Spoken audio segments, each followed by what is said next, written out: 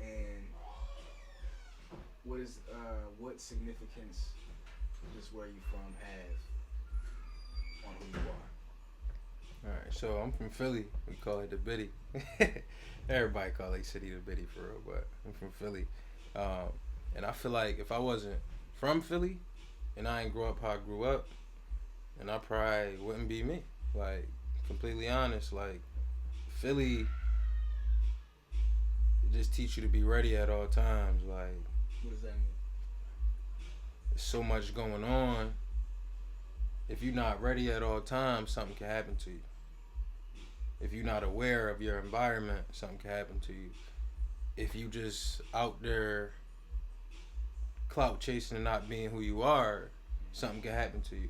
So when I say be ready, like Philly is a city where if anybody go, they always say like the people are like tense, like everybody. It don't matter who you are, black, white, whatever. And it's just because like our culture is kind of confrontational and aggressive, so we got to be ready to deal with that at all times. So it just teach you to be ready. Do you so you grew up in Philly? I grew up in Philly.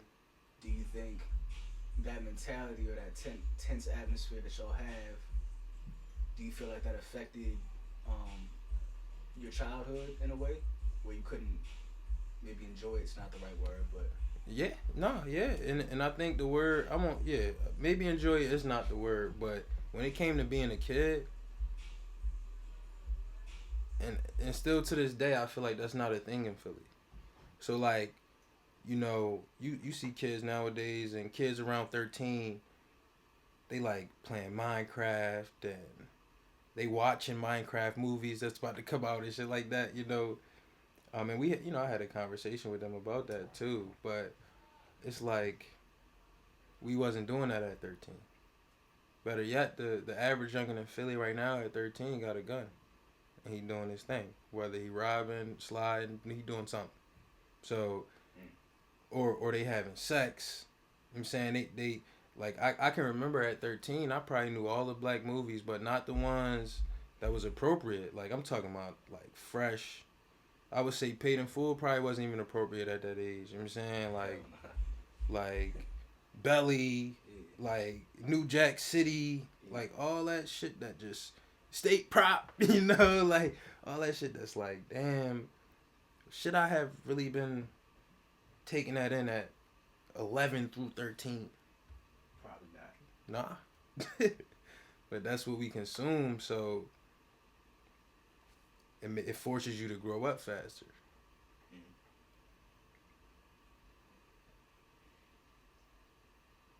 As a teacher, right? How does the way you were brought up affect your teaching style? Do you shelter your kids in a way? Do you expose them to certain things that they need to be ready for? How does that affect how your interactions with them? So that it's two different takes for that because I was a teacher in Philly and I was a teacher in Maryland. Right. So, and to be quite honest, the teacher I am in Maryland, I'm not like in a public school and all that.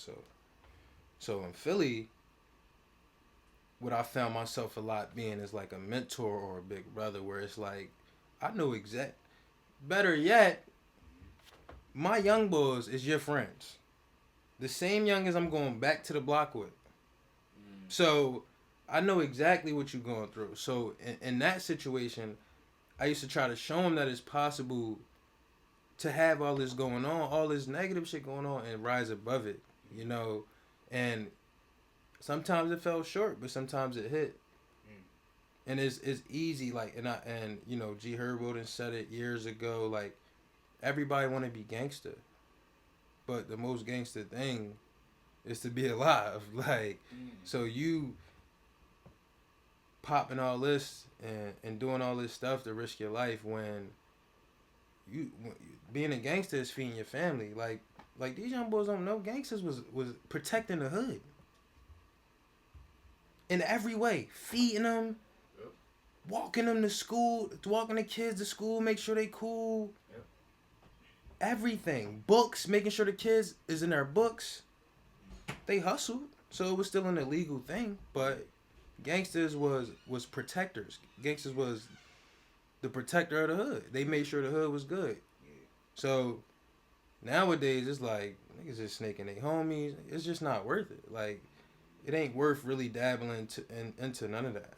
It's kind of funny. You know the show Black Mirror? Mm-hmm. Oh yeah. So I don't know if I was talking to you about it or somebody else, but apparently they were on like season 5 or something, and they had planned season 6, but they didn't do it because real life was getting too close to what they were trying to make. Yeah.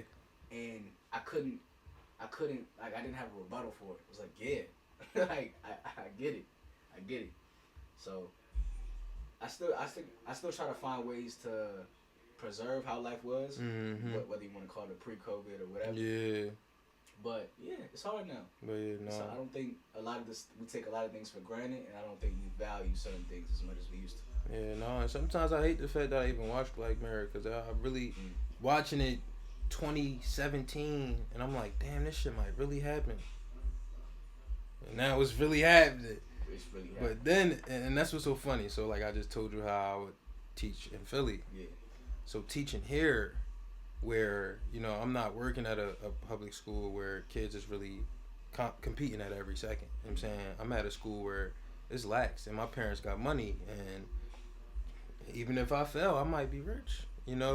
But also putting something in them. Like the one thing that you can't teach a kid to have is heart and will and determination. You can preach it, you can pray on it, you can try to put it in them, but if they don't got it, they don't got it. And that's what every young boy in the hood got. So it's just like when I'm talking to them, it's like nobody's coming to save you. You got to put the work in. And the reality is actually somebody might be coming to save them. And sometimes I'm jealous of that shit.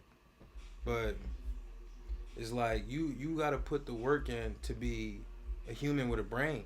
There's too many people out here that don't got a brain. There's too many sheep in the world. So and I ask my kids this a lot. Like, you want to be a sheep or a wolf? Like, do you want to eat and feed your family and make sure everything good?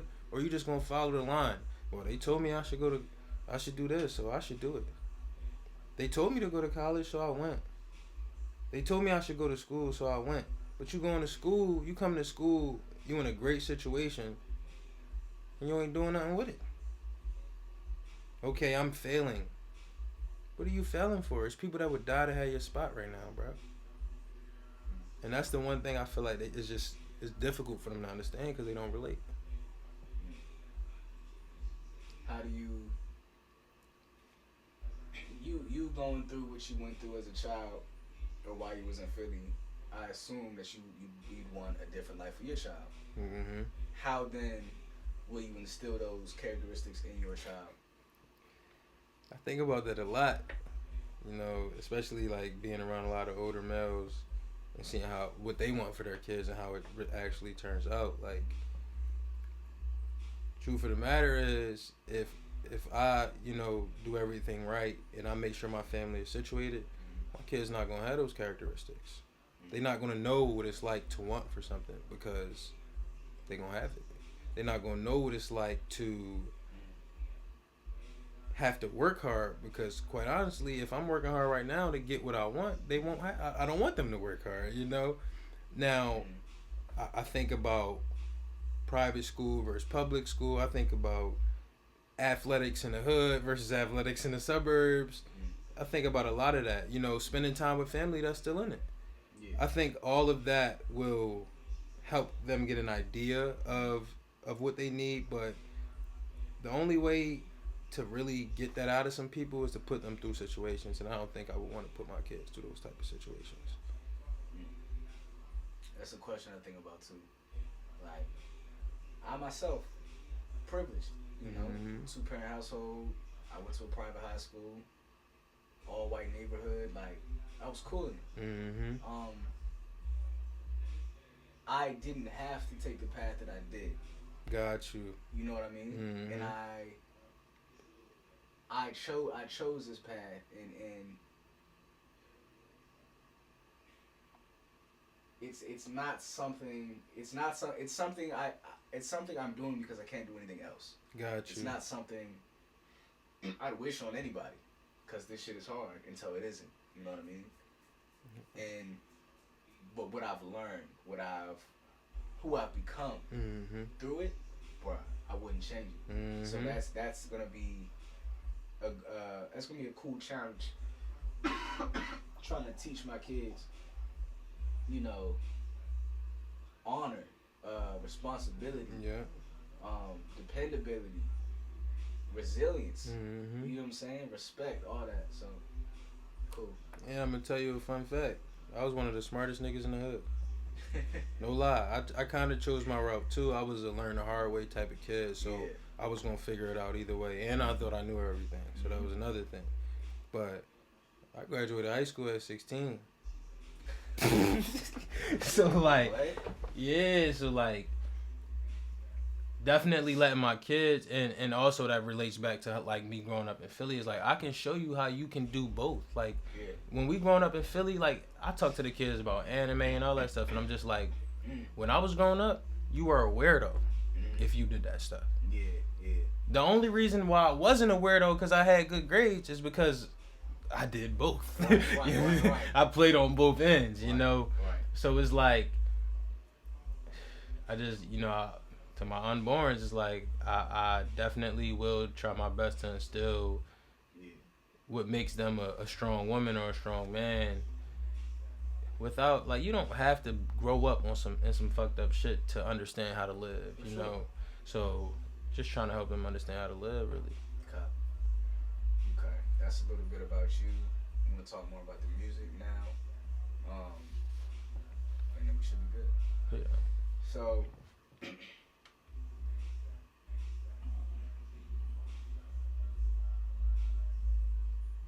there are two people that come up in your music a lot. All right.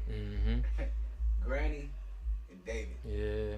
Can you go into who those people were to you? A little bit about them, you know, their significance again on like how you know the reason you are the way you are. All right, so I actually talk about three people. I got two grannies that's dead, and I just say granny, so you don't really know the difference. You know? But I mean, my mom's mom was my dog. You know, we talking about my mom would take us to school and she would come pick us up right after to have a hooky day type shit, like anything. But she got like dementia probably when I was like 13. And from then, I feel like when you find out somebody got dementia, you kind of preparing for their death all the time. And she lasted a long time. Like, she died in 2021. I got it tatted on me. I got the date and you know, a couple other things. But so it was one of those things where it hurt because I knew it was happening, but you never can prepare for it. Like, because it was like, I lost my grandma really at 13 because, I mean, she remembered me for probably 4 years after that. And she lived a long time after that, but it just wasn't granny no more. Like, there was no more babysitting and all that. Like, somebody has to look after you now. Now, my dad's mom just died. And it's funny because, you know, I lived with her at a point in time, and she was always a fun granny with the candy who sung and all that. Always a strong, powerful person. And I never really thought about her dying. Even as she got older. Never really thought about it. So when I'm saying granny, I'm actually talking about her because it's like, still to this day, she died a couple months ago. For some reason, I can hear her voice saying my name all the time. So it's like, I'm trying to listen, you know, I'm trying to figure out why that's a thing. It might just be a memory that I got that I don't want to forget. I still can hear the sound. But, I mean, she's my engine right now, to be honest. She keep me going because who else gonna do it if I don't do it? For my folks, you feel me? And that's just how I look at it. Now David died in 2020. I also got a tattoo for him. It's a St. Michael's. But David was 11. When I say I don't want my kids to feel like they grew up in some fucked up shit to be who they are, David grew up in some fucked up shit. Blood cousin grew up in some fucked up shit. I mean, like, when I was in college, I was calling back home, making sure David was straight and nothing was gonna happen to him, because David was bipolar, so he had some issues, and David liked to play in the streets at 11. So I come home from college and he always want to be with me. Can I come to work with you? Can I do this? You know, I'm working though, like I'm grinding. He would be at home running away from the crib and shit. I'm chasing him, beating the cops to him, treat the kid like it was a scat, you know, like seriously though, like really trying to find him before these cops get to him or whatever. But David caught a plane for the first time, went to Vegas, and he checked. Like, and on some, not natural causes, but it wasn't like somebody killed him. Like, he died because of a health issue. Right. And that shit, that changed the family for real, in every single way. Like, I had to tell my little cousin that his brother died. So, Granny my engine right now, but David is low-key the start of my music journey. Like, seriously, like, one of the first songs I ever wrote was called Letter to David. And it's just nothing but pain, like, literally just venting. So it just get hard to not mention him. Like, every time I get a chance to bring up David and think about David and talk about David in a positive light, I'm gonna do it. What do you hope telling your story through music does for other people? I think that everybody somewhere or somebody somewhere experiences what I'm experiencing. And they don't got the voice to really put it out there, or they might not feel like they got anybody around them that they really relate to. I want my music to do that for them. I want it to be, yes, sometimes it's tense and you're gonna be like, damn, like thinking about some shit and probably crying. But also knowing that somebody going through it with you and we gonna keep fighting.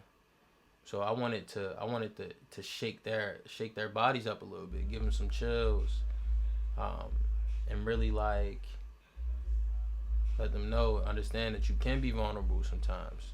Because where we growing up, or when I was growing up, it's like, especially a young black male, nigga, ain't no crying, ain't no none of that. You feel me? It's you gotta wipe them tears and keep going, dog.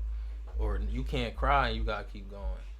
So now, though I did grow up like that, I'm trying to show my vulnerable side. And it, you know, it's a journey, and I feel like people do relate already, just not enough people heard me. And I also mentioned somebody named Trina in my songs too. That was my godmom. Couldn't tell me that wasn't like my. You know how you don't have a memory without somebody? I don't have a memory without her. So, and that's a little bit deeper to me, because my sisters don't got a mom. You feel me? And quite honestly, like my mom is one of the only ones that's really like holding everybody down. So, and Trina was my mom's best friend. So she is another one where, like, I mean, I have a whole song dedicated to her called Griever Sonnet, but it's just like, damn, she also died randomly. So it's kind of like a string of bad luck for real. Yeah. Do you see yourself as the one, you know, not the good luck charm, but like the one I wouldn't even call it a curse, but do you see yourself as a light for your people? Yeah, I think I call myself my people's prophet. So whatever we going through, we gonna get through on my back. I don't care if it kill me. I'm gonna be quite honest. Like, I'll do anything to make sure my folks good. Like, shout out my little cousin right now. His name Qua. He play football. He gonna be a D1 prospect in a year. I'll tell you that right now. But I remember when I was playing football, and when I seen him on the field, And I get emotional about football, bro. Like, bro, because that used to be my only outlet. I used to be cracking on niggas. Boom! Boom! With my head in the... Boom! So, when I'm watching him play, though, like, even when he was younger, I'm like, damn, bro. You gonna carry us in a different way. But I got you. I got us. So, like, especially with the males in my family, a lot of stuff go through me. A lot of it. The females try not to let stuff go through me because I got a short temper, but, you know. So, you know, I do a lot of pushing, and, you know, you ask about different recruiting things and all that. I'm the one that's answering it because, quite honestly, I wanted that at some point in time. Right. I'm not going to say I've been through everything he's been through because right now, to be honest, I ain't never feel like I was the star of my team. I ain't never bring a scout to a smaller school. He do stuff like that. So I'm like, it's on me. And I feel like, I ain't saying black sheep, because I feel like there's a lot of people in my family that really hustle and really grind. And, like, shout out my mom for sure. All I know is hard work because of her. But it's always one in the family that all that hard work is for universally, I feel like. You know what I mean? And it seems like you do a lot for other people. Yeah. Whether it's be a shoulder or actual acts of service. Yeah, and what's funny is my name is Arabic and it's Nasir, and it kind of mean the one who gives victory. I think about that shit a lot, bro. Like, shout out Dukes again, because, like, what was she thinking about? And it make me think about how people get names and what it really mean, like, and what purpose are you supposed to serve based off of what you were given. And it's eerily close. Like, Jeffrey, my name means messenger. I'm a writer. Like, you know what I mean? And yeah. So, last question, your brand NTB, never turn back, correct? Yeah, never turning back. What does that mean to you? As much as we've been through, as much as I've been through, I can't turn back to what it used to be. I gotta turn back to what's ahead. So, yes, it hurt. Yes, I was down at that moment. Yes, this happened and that happened. But we here, we alive, and we can aim higher because of that stuff that we've been through. So I'm not never turning back to what it used to be. I'm looking forward to what's next. And I'm going to keep, you know, I still got some tattoos to get, but Granny in my memory, David in my memory, other Granny in my memory, Trina, Rashina, long live Rashina, died from cancer. I mean, I can go on and on, but they in my memory forever. So because I'm not turning back to that pain and that hurt, from here on out, everything I do for them is in a positive light. I used to do everything in twos after my man Sloan died. Sloan was one of my teammates, knew him all my life from high school. Died tragically too, but I'm like, I do everything in twos now. Like, I mention Sloan in songs too, but I might say Sloan, I might say 33. And I'm like, one of my songs called Hope, and I'm like, 33 was like a hero in my eyes. Just wish I told him, bro. Probably one of the, we talk about heart, determination, and will. The fuck? He probably was one of the most unbreakable people I ever met, bro. I never told him that. He ain't here. So, yeah, once he died, I'm like, I do everything in twos. And sometimes that was unhealthy, because I'd be like, I smoke it, I gotta smoke too. You know what I'm saying? But real rap is like everything I do, I'm making sure I do it with a purpose, you know, and with intent, like for somebody else. So yeah, I did it for me, but I'm doing it for them too. What's one I love these kind of style interviews, these low budget, just hole in the wall type of joints, because when you do get to that point that you want to be at, you see the growth, you get to see the difference. Right. So right now, while you're on this journey, what's a message you have for, you know, the fans you have now, your future fans, or just anyone listening? Stay tuned and hold me accountable, because I swear to God this shit ain't stopping. But if it do, y'all be the first ones to let me know. Cool. like that. Shit.